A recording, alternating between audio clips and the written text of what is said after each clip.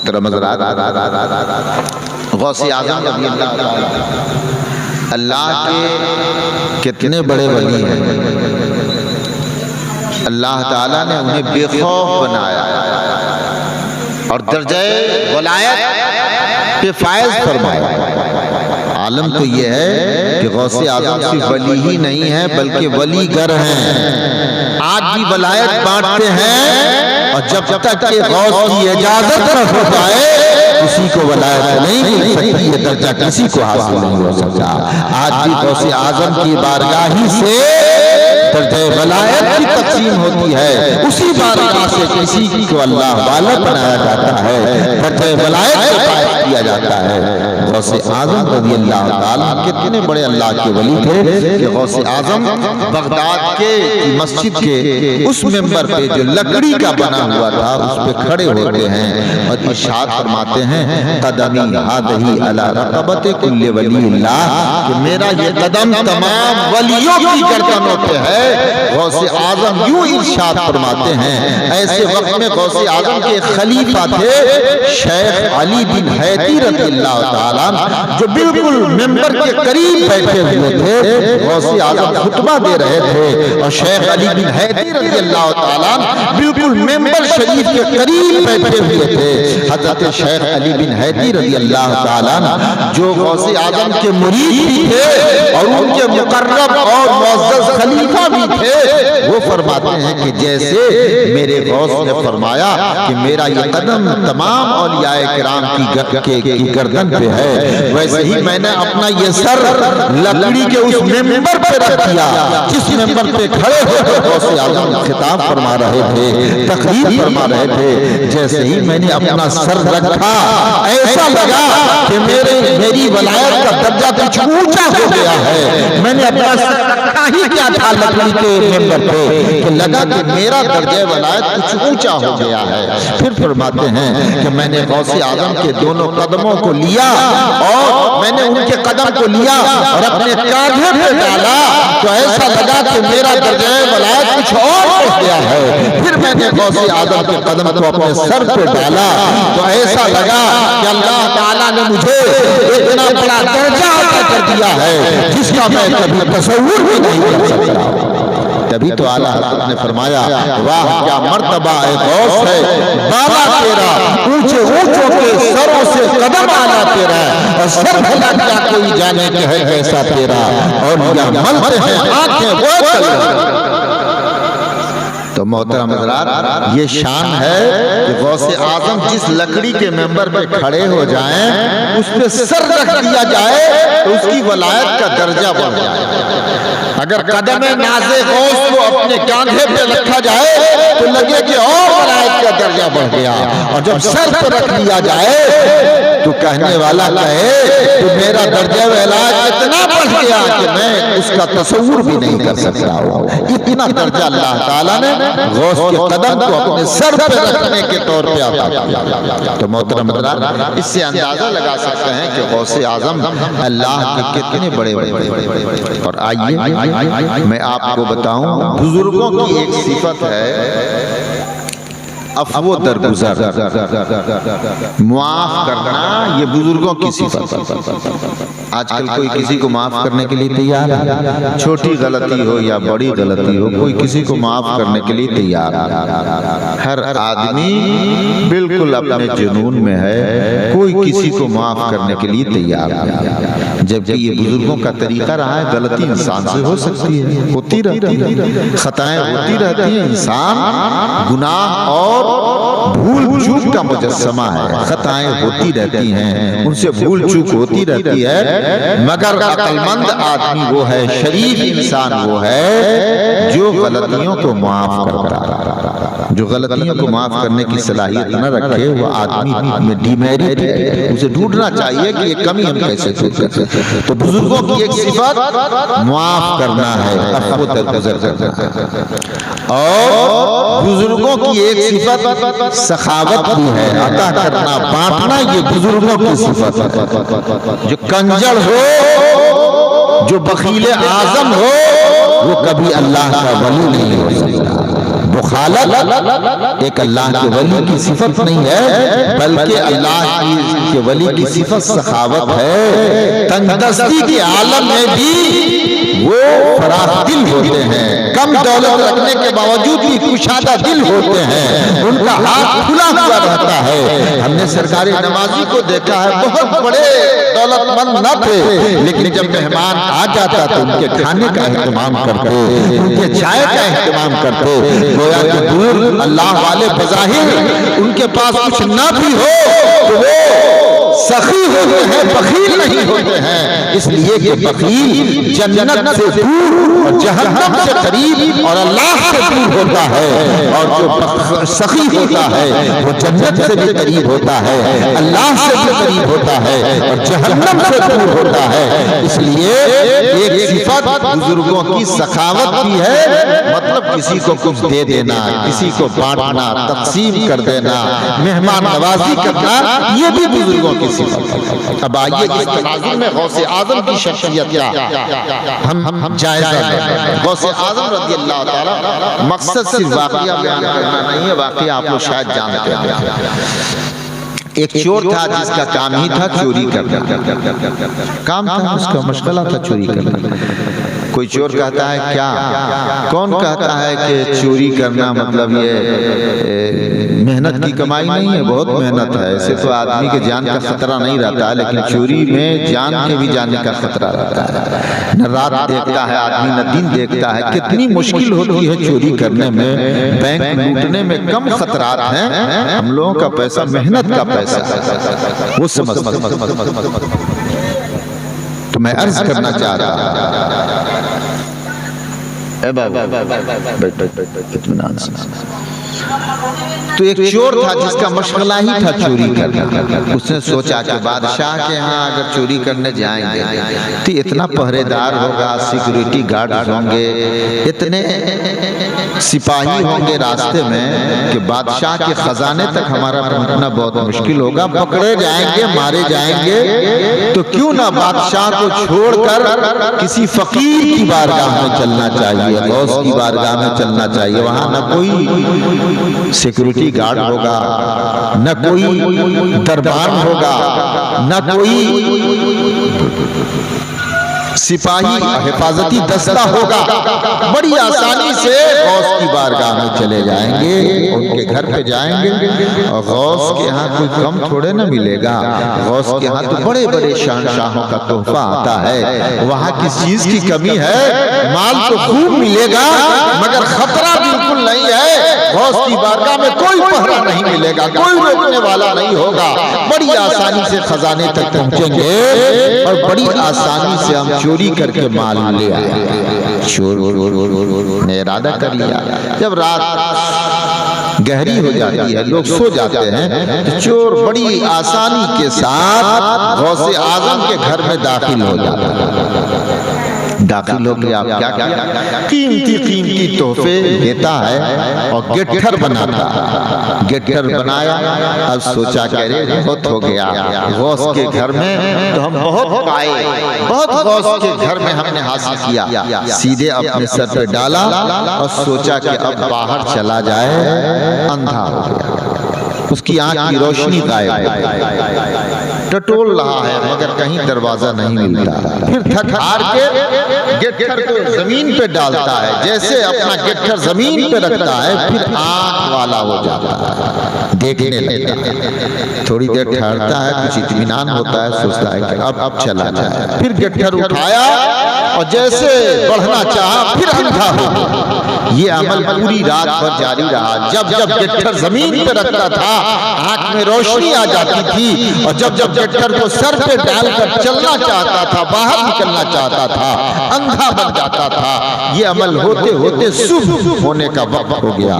ایسے وقت میں سوچا کہ اب تو پکڑے گئے، آج تو مارے جائیں گے، ایک گوشے میں وہ چور چھپ جاتا کہ اب تو پکڑے جائیں گے۔ ایسے وقت میں ایک غوث اعظم کی بارگاہ میں ایک آنے والا آتا ہے، دروازہ کھٹکھٹاتا ہے۔ غوث اعظم نے اپنے خادم سے ارشاد فرمایا، اے میرے خادم دروازہ کھول دو، حضرت خضر تشریف لائے۔ اب ذرا اندازہ کر لو، غوث اعظم کی نگاہ کا اندازہ کرو، اگر سامنے پردہ ہو پھر بھی ہم آنے والے کو نہیں پہچان سکتے ہیں، لیکن دروازے کے باہر آنے والا کون آیا؟ صرف آواز کی زبان سے نہیں دے رہا ہے کہ آدمی آواز سے پہچان جائے، بلکہ صرف دستک دیا، دروازے کی گھنٹی کھٹکھٹائی، غوث اعظم نے دیکھ لیا کہ آنے والا کوئی اور نہیں ہے بلکہ آنے والے خضر ہے، اس لیے کہ ولایت کی نگاہ وہاں تک دیکھ لیتی ہے جہاں ہماری اور آپ کی رسائی ہے۔ غوث اعظم نے کہا دروازہ کھولو، دروازہ اس کو پیچھے لے جائیں، پیچھے لے جائیں۔ غوث اعظم نے ارشاد فرمایا کھولو، جیسے کھولا گیا حضرت خضر کہا کہ یہ خیریت ہے؟ کہا کہ ہاں۔ کیسے آنا ہوا؟ کہا کہ فلانا علاقے کا کتب ابدال انتقال کر گیا ہے، وہاں کے لیے کوئی کتب ابدال کا انتظام کر دیجئے۔ وہاں ایک ابدال تھے، ان کا انتقال ہو گیا ہے، آپ وہاں کے لیے ابدال کا انتظام کر۔ ایسے وقت میں خادم خاص سے غوث اعظم نے ارشاد فرمایا جاؤ، گھر میں ایک ہیں مہمان، ان کو لے کر کے آؤ۔ جب گئے خادم کو دیکھتے ہیں آج کوئی ہے ہی نہیں، لیکن مرید تھے، مرید صادق تھے، واقعی پیر بھی کامل تھا۔ غوث جیسا پیر کے کمال کی بات ہی کیا ہے، کامل پیر بھی تھے اور مرید بھی سچا تھا۔ کہا کہ نہیں، ہمارے غوث نے کہا ہے، ہمارے پیر نے کہا ضرور یہاں ہونے والا ہوگا۔ ڈھونڈا تلاشا تو دیکھا کہ ایک گوشے میں ایک آدمی بالکل چھپا ہوا ہے۔ کہا کہ نکلو چلو باہر۔ کہا کہ معاف کر دو، غلطی ہو گئی، آج کے بعد سے میں کبھی غوث کے گھر کی طرف رخ نہیں کروں گا، معاف کر دو، اب مجھے مت لے جاؤ، مارا جاؤں گا، پیٹا جاؤں گا، مت لے جاؤ مجھے، غلطی ہو گئی، معاف کر دو۔ کہا نہیں، چلنا پڑے گا، اس لیے کہ غوث نے بلایا ہے، میرے پیر نے تمہیں بلایا، اس لیے چلنا پڑے گا۔ بہت معافی مانگی، مگر کہا کہ نہیں، معافی کی کوئی گنجائش نہیں ہے، سرکار نے طلب کیا ہے کہ تمہیں بہرحال چلنا پڑے گا، مگر نہ آمادہ ہونے کے باوجود جبرن اسے گھسیٹتے ہوئے خادم غوث کی بارگاہ میں لاتا ہے۔ غوث اعظم نے دیکھا، اپنی ایک نگاہ ناز ڈال دی، ایک نگاہ ولایت ڈال دی، ذرے کو آفتاب بننے میں کیا دیر لگتی ہے۔ غوث اعظم نے نگاہ ڈال دیا، ذرہ تھا آفتاب بن گیا، قطرہ تھا سمندر بن گیا، چور تھا اپنے وقت کا قطب بن گیا۔ ارشاد فرمایا اے خضر جاؤ، اسے لے جاؤ، میں بلا کر اسے ابدال بنا کر بھیج رہا ہوں۔ اب میں آپ سے کہنا چاہوں گا، ذرا دیکھو، چور ہے، بہت بڑا مجرم ہے، اگر آپ کے گھر میں کوئی چوری کرنے آئے اور خوش قسمتی سے پکڑ لیا جائے تو اس کے ساتھ کیا سلوک ہوگا؟ کیا آپ ایسا کریں گے؟ یا اب تک کہ کبھی ایسا ہوا ہے کہ جب چور پکڑ لیا جائے تو پلنگ پہ بہترین سے چادر بچھا دیجئے، شاندار دسترخوان لگائیے، کہیے حضرت تشریف رکھیے، آپ کے لیے رس مادھوری کا انتظام کیا جا رہا ہے، گرل چوک سے رس مادھوری لائیے، چلغوزہ، اخروٹ، بادام لائیے، شاندار خالص دودھ کا چائے آپ کے لیے بنائی جا رہی ہے۔ کسی چور کے ساتھ ایسا ہوا ہے کیا؟ نہیں، بلکہ چور جب پکڑا جاتا ہے تو اس کی آنکھ ٹوٹے گی، دانت ٹوٹے گا، ہڈی ٹوٹے گی، اس کی کوئی فکر نہیں کرتا، بے دریغ اس کی پٹائی کرتا ہے، اس کی آنکھیں پھوڑ دیتا ہے، اس کی ہڈیاں توڑ دیتا ہے۔ بس اوقات ایسا بھی ہوتا ہے کہ اس طرح مارا جاتا ہے اس کی جان نکل جاتی ہے۔ میں کہنا چاہوں گا ذرا دیکھو، چور کے ساتھ دنیا ایسا سلوک کرتی ہے، کوئی معاف کرنے کے لیے تیار نہیں ہے، مگر دیکھو یہ چور غوث اعظم کا بھی چور تھا جو بہت بڑا مجرم تھا، مگر غوث اعظم نے اس کے اتنے بڑے جرم کو بھی معاف کر دیا، اور صرف جرم معاف ہی نہیں کیا بلکہ غوث کی بارگاہ تو سخی کی بارگاہ ہے، صاحب عطا کی بارگاہ ہے۔ کہا سنو، چور ہو یہاں آؤ، میں تمہیں معاف بھی کروں گا اور میں تمہیں تاجدار ولایت کا شہنشاہ بھی بنا کر بھیجوں گا، کسی اور روحانیت کا تاجدار بھی بنا کر بھیجوں گا۔ تو دیکھا آپ نے بزرگوں کا طریقہ کیا ہے، مجرم تھا، مجرم کو معاف کر دیا، یہ بزرگوں کا طریقہ ہے، اور صرف معاف ہی نہیں کیا بلکہ انعام سے بھی نوازا، اور وہ ایسا انعام جو انعام آدمی کسی کو نہیں دے سکتا ہے وہ انعام اس چور کو غوث اعظم نے عطا کیا۔ تو محترم حضرات، بزرگوں کا یہ طریقہ ہے معاف کر دینا، نظر انداز کر دینا، یہ بزرگوں کا طریقہ ہے۔ اور داد و دہش نوازنا، کسی کو عطا کر دینا، یہ بھی بزرگوں کا طریقہ ہے۔ اسی لیے اللہ کے رسول صلی اللہ علیہ وسلم ارشاد فرماتے ہیں خیر الناس من ينفع الناس، لوگوں میں سب سے اچھا وہ ہے جس سے دوسروں کو فائدہ ہو۔ ہم سے اگر کسی کو فائدہ ہو تو واقعی ہم اچھے ہیں، مگر ہم سے کسی کو کوئی فائدہ نہ ہو تو ہم بہت اچھے نہیں کہلا سکتے۔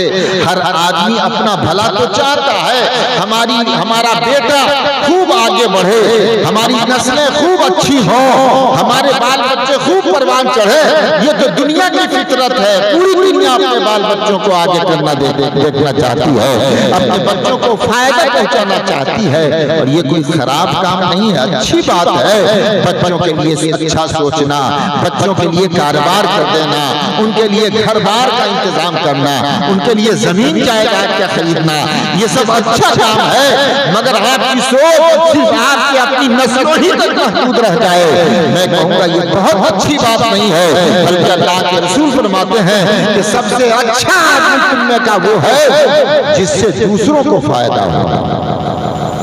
تو جہاں تک ممکن ہو سکے آپ دوسروں کو فائدہ پہنچائیں۔ کچھ نہیں ہے، کسی پیاسے کو پانی ہی پلا دیجئے، یہ بھی نیک کام ہے۔ کوئی بھوکا آ جائے اسے روٹی ہی کھلا دیجئے، کوئی آپ کے دروازے پہ آ جائے ایک گلاس پانی ہی سے پوچھ لیجئے، گویا کہ یہ فائدہ پہنچانا، کسی کی پیاس دور کر دینا، یہ بھی فائدہ کا کام ہے۔ اس لیے بزرگوں کا یہ طریقہ رہا ہے کہ ان کی بارگاہ میں جانے والا جب جاتا ہے تو کچھ نہ کچھ ضرور نوازا جاتا ہے، اور کچھ نہ کچھ وہاں ضرور سے دستیاب ہوتا ہے، وہاں سے خالی ہاتھ واپس نہیں آتا۔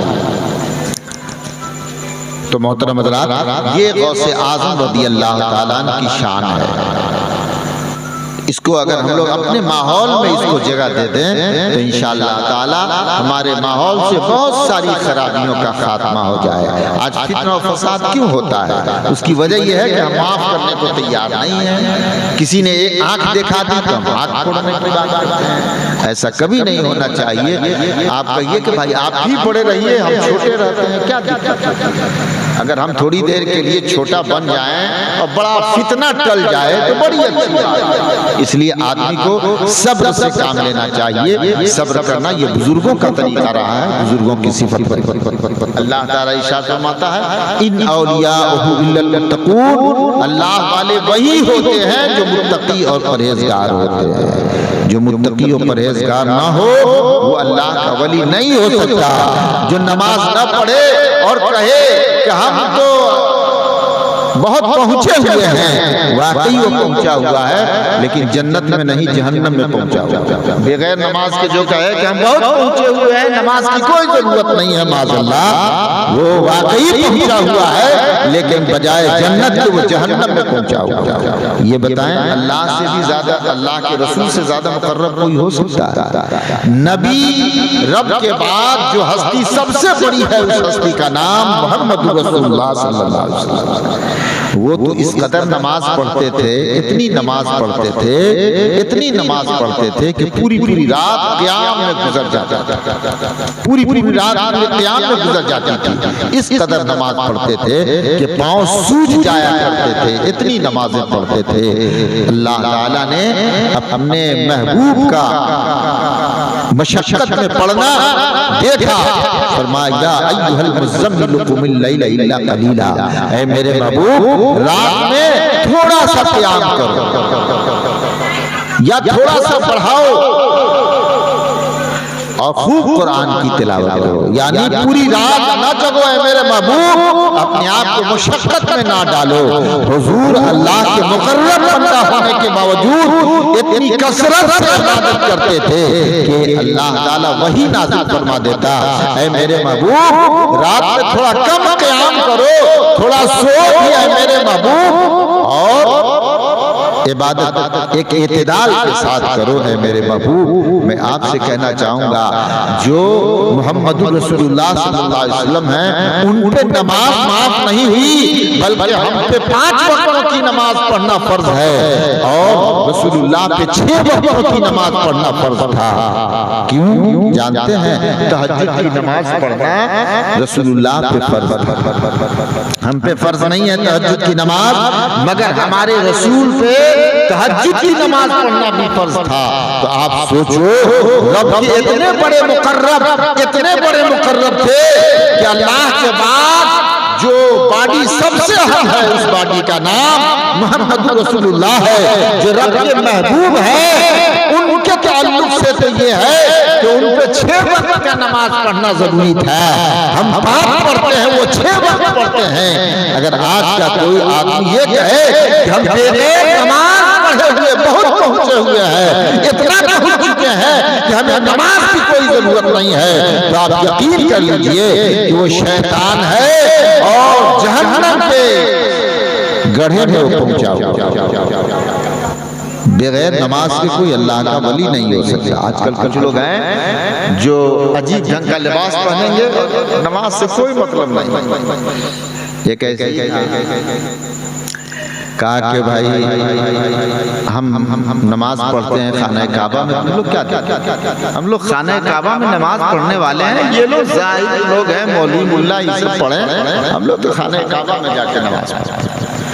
ایسے وقت میں ایک جگہ دعوت تھی تو ایک عورت نے دسترخوان بچھا دیا، کھانا ڈال دیا، اور اس کے بعد میں وہ بیچارے انتظار کر رہے ہیں، چاول ہے نہ دال ہے نہ گوشت ہے نہ سالن ہے، کچھ نہیں ہے۔ کہا کہ بھائی منہ تاک رہے ہیں، دیکھ رہے ہیں۔ کہا کیا؟ ارے سالن میں کچھ لاؤ تو تب نہ کھانا شروع کریں گے، ہم صرف چاول کھایا جائے گا۔ کہا کہ ہاں آپ کو خانہ کعبہ میں نماز پڑھنے کا اور حال یہ ہے کہ آپ یہیں سے خانہ کعبہ میں کتا گھستا ہے تو کہتے ہیں دھا دھا، پتہ چل جاتا ہے کہ وہاں کتا گھس رہا ہے۔ کہا کہ جس کو خانہ کعبہ کا کتا نظر آ جاتا ہے، چاول کے نیچے کی بوٹی نظر نہیں آ رہی، یہی سمجھ میں آتا ہے کہ آپ کتنے بڑے اللہ۔ جب چاول کے نیچے کی بوٹی آپ کو نظر نہیں آئی تو خانہ کعبہ کا کتا کیسے نظر آ گیا؟ تو ایسے لوگ بھی ہیں دنیا میں جو اس طرح کی باتیں کرتے ہیں۔ میں آپ سے کہنا چاہوں گا کبھی بھی آدمی کو لفاظ قسم کے لوگوں کی پیروی نہیں کرنا چاہیے، جو بڑی بڑی باتیں کرتا ہو، میں نے باغ مار دیا، میں نے شیر مار دیا، فلاں جگہ بارش نہیں ہو رہی تھی، میں نے ایسا کر دیا بس بارش ہو گئی، فلاں کی طبیعت بگڑی ہوئی تھی، میں نے ایک نگاہ ڈال دیا اس کا کینسر ختم ہو گیا۔ میں کہوں گا ایسا کہنے والا شیطان کو ہو سکتا ہے، اللہ کا ولی نہیں۔ جو واقعی صاحب کرامت ہوتا ہے وہ اس کا ڈھنڈورا نہیں پیٹتا کہ میں نے فلانا کر دیا، میں نے فلانا کر دیا، میں نے فلانا کر دیا۔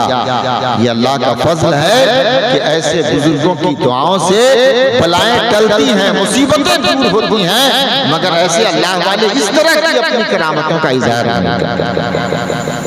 اب آئیے غوث اعظم رضی اللہ تعالیٰ عنہ کی شان دیکھیں، کس طرح دوسروں کو فائدہ پہنچانا، نقصان پہنچانے والے کے لیے بھی اچھا سوچنا، یہ غوث کا طریقہ ہے۔ آپ کو کوئی نقصان پہنچائے تو آپ کب چاہیے گا کہ ہم اس کا بھلا کریں؟ نہیں ہے، ہم نہیں کر سکتے۔ ہمارا مزاج یہ ہے کہ ہم کو کوئی نقصان پہنچاتا ہے تو ہم اس کا بھلا نہیں کر سکتے، مگر غوث اعظم نے بتایا کہ ہمارا نقصان ہو بھی رہا ہے پھر بھی ہم بھلائی کا ارادہ کرتے ہیں اور اس کے ساتھ بھلائی کا اہتمام کرتے ہیں۔ غوث اعظم رضی اللہ تعالیٰ بڑا قیمتی لباس پہنتے تھے، اتنا قیمتی لباس پہنتے تھے کہ اگر وہ لباس کسی غریب کو مل جاتا تو وہ بھی دولت مند ہو جاتا تھا، اتنا قیمتی لباس غوث اعظم پہنتے تھے۔ ایک مرتبہ ایک چور نے سوچا کہ غوث اعظم کا کرتا اتروانا ہے، کپڑا ان کا اتروانا ہے، بہت قیمتی ہوتا ہے۔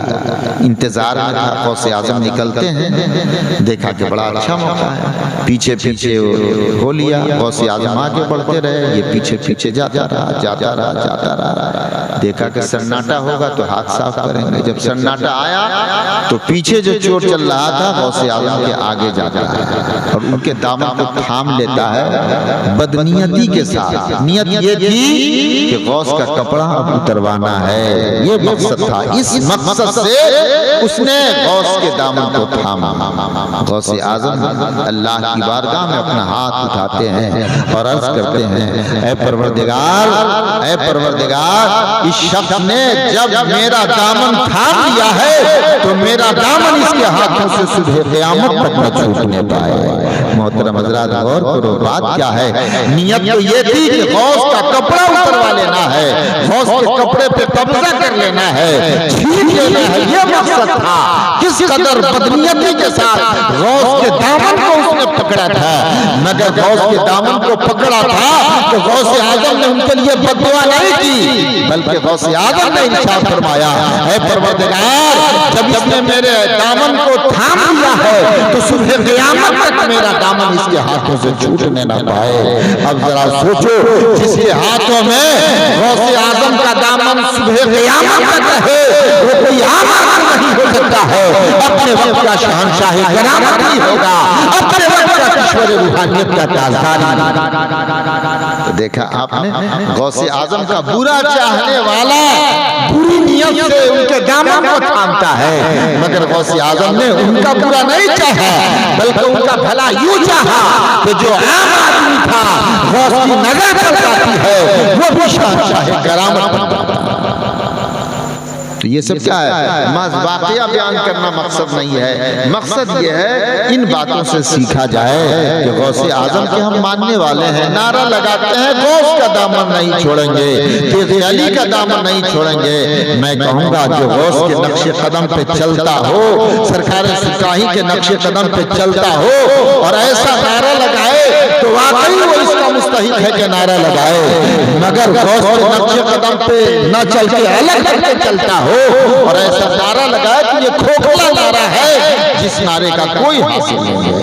اس لیے میں آپ سے کہنا چاہوں گا، اگر آپ غوث کا دامن نہیں چھوڑے کا نعرہ لگاتے ہیں تو اس نعرہ کے لگانے سے پہلے آپ دیکھیں کہ آپ غوث کے طریقے پہ چلتے ہیں یا نہیں، خواجہ کے طریقے پہ آپ چلتے ہیں یا نہیں، سرکار سرکاہی کے نقش قدم پہ آپ چلتے ہیں یا نہیں. اگر ایسا ہے تو واقعی آپ نعرہ لگانے میں حق جانب ہیں، ورنہ یہ کھوکھلے نعرے آپ کو کوئی فائدہ نہیں پہنچا سکتا. غوث اعظم ہم اور آپ کہتے ہیں ضرور کہ ہم اللہ تعالیٰ سے ڈرتے ہیں، کہتے ہیں، لیکن سچائی یہ ہے کہ ہم میں کتنے لوگ ہیں جو اللہ سے ڈرتے ہیں؟ اللہ سے کتنے لوگ ڈرتے ہیں؟ شیر سے ڈر لگتا ہے یہاں آ جائے تو کوئی یہاں موجود رہے، بھاگے گا. جو جس سے ڈرتا ہے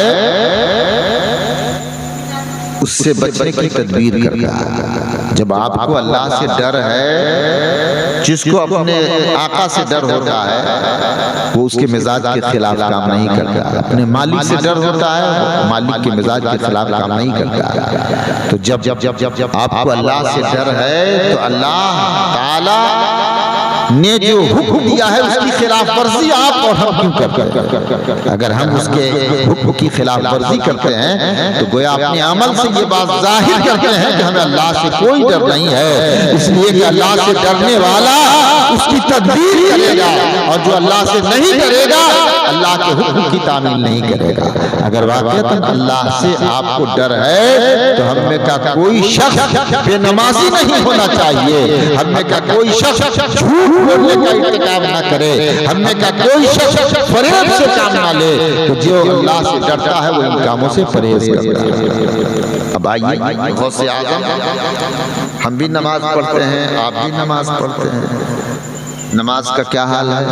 یوں تو نماز ہی نہیں پڑھتے ہیں، اور اگر پڑھتے ہیں تو ہماری نمازوں کا حال کیا ہے کہ سر سجدے میں ہے اور دماغ کاروبار میں. نماز پڑھ رہے ہیں، سوچ رہے ہیں کہ ہاں مستری کام ٹھیک سے کر رہا ہے کہ نہیں، ابھی ہم گھر بنوا رہے ہیں، کیسے کر رہا ہوگا، نہیں کر رہا ہوگا، اس طرح کا ذہن ہوتا ہے. اسی لیے تو ڈاکٹر اقبال نے کہا کہ جو میں سر بسجدہ ہوا کبھی تو زمین سے آنے لگی صدا، تیرا دل تو ہے صنم آشنا، تجھے کیا ملے گا نماز. آج سجدے پہ سجدے کرتے ہیں مگر آپ کو کچھ نہیں ملتا. اس کی وجہ یہ ہے کہ ہمارا سر تو سجدے میں ہوتا ہے مگر دل کہیں اور لگا رہتا ہے، ہمارا ذہن کہیں اور لگا رہتا ہے۔ اے لوگوں، نماز اس طرح پڑھو کہ تم یہ محسوس کرو کہ ہم کسی اور کی بارگاہ میں نہیں بلکہ خدا کی بارگاہ میں کھڑا ہے، اور جو خدا کی بارگاہ میں اپنے آپ کو کھڑا محسوس کرے گا، دنیا کے ہنگاموں سے بے خبر ہو کر اس کی پوری توجہ اللہ کی بارگاہ کی طرف مرکوز رہے۔ غوث اعظم ایک مسجد میں نماز پڑھ رہے تھے، مسجد میں نماز ادا کر رہے تھے، اب آگ لگ گئی۔ اللہ نہ کرے کہ ہماری آبادی میں آگ لگے، لیکن اگر معلوم ہو جائے آپ گھر میں ہو لگے کہ آگ لگ گئی تو بے ساختہ طور پہ ہر آدمی اپنے گھر سے باہر آ رہا، یہ انسانی فطرت ہے۔ اور جب آگ کے سامنے آگ لگ جائے تو کبھی کبھی ایسا ہوتا ہے کہ ماں باہر آ گئی اور اس کا دودھ پیتا بچہ گھر کے اندر، پتہ چلا کہ آدمی کو جان سے زیادہ پیاری کوئی چیز نہیں ہے۔ اگر جان سے زیادہ بچہ پیارا ہوتا تو بچہ آج گھر میں نہیں چھوٹ جاتا، جب وہ نکلی تھی ماں تو بچے کو گھر سے لے کر کے باہر آتی، لیکن ایسے وقت میں ماں کا باہر آ جانا بے ساختہ طور پر یہ بتاتا ہے کہ آدمی کو جان بہت پیاری ہوتی ہے، آدمی جان سے بہت زیادہ محبت رکھتا ہے۔ غوث اعظم رضی اللہ تعالیٰ عنہ مسجد میں نماز ادا فرما رہے تھے، آگ لگ گئی۔ اب آگ لگ گئی تو جتنے نمازی تھے سب مسجد سے باہر، سارے لوگ مسجد سے باہر آ گئے، اور غوث اعظم نماز پڑھ رہے تھے جس شان سے، اسی شان سے نماز پڑھ رہے ہیں، اسی شان سے، نہ ان کا ظاہر لرز رہا ہے نہ ان کا باطن لرز رہا ہے، ظاہر ہی مطمئن پرسکون اور باطن بھی پرسکون۔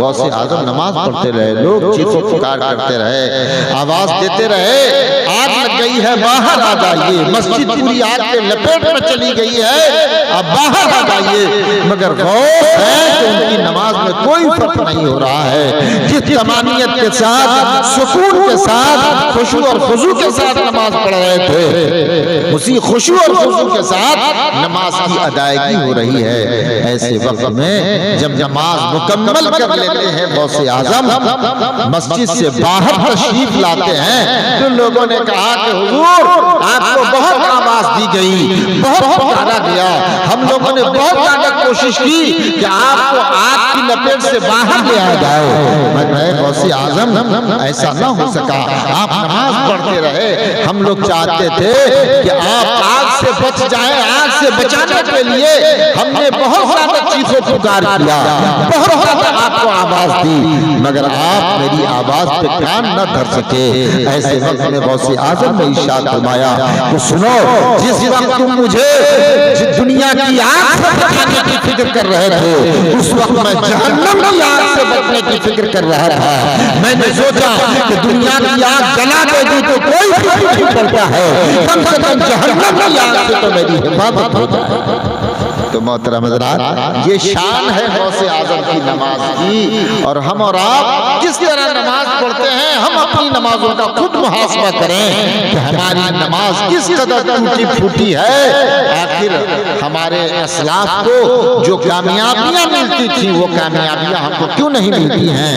نہ ان کی طرح ہمارے سجدے ہیں، نہ ان کی طرح ہماری نمازیں ہیں، نہ ان کی طرح ہماری عبادتیں ہیں۔ اے کاش ان کی نمازوں کا صدقہ مل جاتا تو ہماری نمازیں بھی رب کی بارگاہ میں باریاب ہو جاتی، اور ہم بھی اس شان سے اس دنیا میں جیتے جس شان سے صحابہ جیا کرتے تھے، جس شان سے غوث اعظم زندہ رہتے تھے، جس شان سے اللہ والے سینہ زمین پہ زندہ رہتے۔ تو محترم حضرات، نماز پڑھیے اس طرح جس طرح نماز غوث اعظم رضی اللہ تعالیٰ نے پڑھی ہے، ویسی نماز پڑھنے کی کوشش کریں۔ درود شریف پڑھیے، اللہم صلی علی